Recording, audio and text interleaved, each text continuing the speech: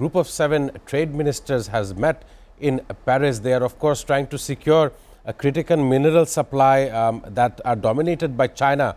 But fresh U.S. tariff is threatening the European Union-made cars, straining this unity. I want to ask Barrister Sarwar Hussain in the studio. We know the war is ongoing process. There might be confrontation, if not mediation, and peace may be ensured. But resource sharing, especially in rare earths and critical minerals, is what multiple trade leaders are now trying to understand how no country should have a dominance over any kind of element, providing that these resources must be shared. What is your opinion regarding this? Yeah, this is international law that all minerals need for the world peace, world stability of the markets.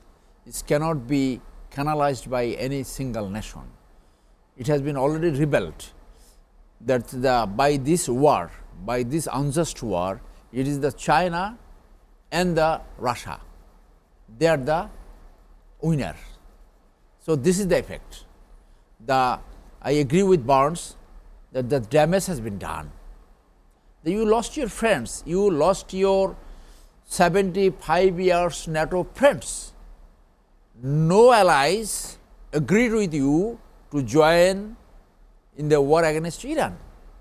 And you said mockingly that UK wants to participate in the war is already on. Like Russia said that we can reach to Kiev in 24 hours. And Trump thought the war is already been on. So right. it was a mockery with the relations with the Iran and long trusted military alliance. The NATO, no friends agreed with him. So this is enough to understand this war is very unjust war, and this war should not have begun by America, by the instigation, by the bad diplomacy of Israel.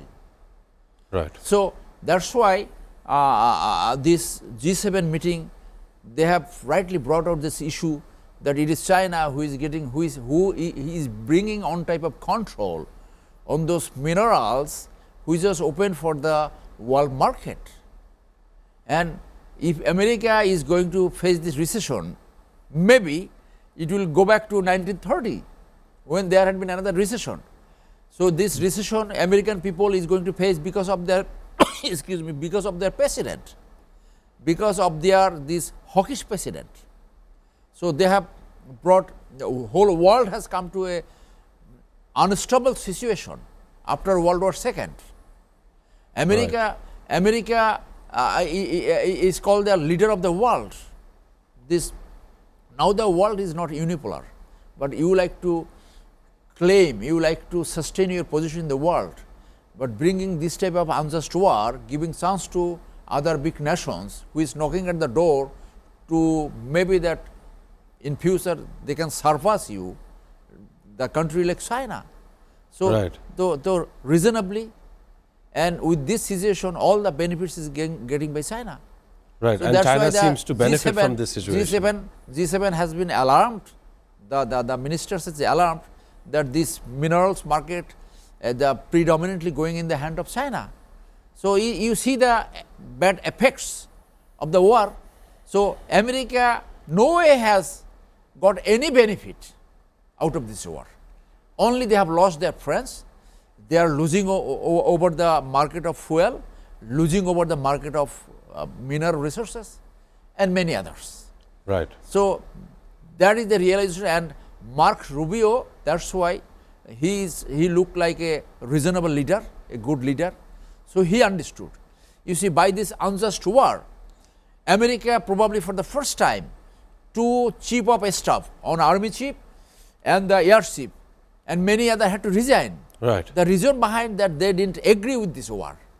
Though in the resignation letter they show the personal ground, but behind the scene, behind the screen, the main reason they don't agree with this war should continue, right, where millions and billions is expending out of the people's money. So the good sense, if the good sense reveals, that is good for the world, good for the Middle East region and good for the country like Bangladesh. Fortunate enough, there are no more queue in the petrol pump. You see, a big crisis has been overcome. Now it has come Averted. to the Averted with minimal casualties. Now it has come to the normality. So please end the war and give the planet a peace.